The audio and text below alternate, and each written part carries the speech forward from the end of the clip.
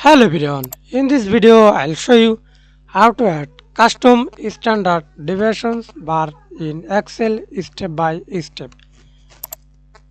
Select category and below column, insert tab, recommended chart, all chart, bar, step on, below bar or chart title. Example use below bar, click OK. Click any bar chart, then click the element, error bars,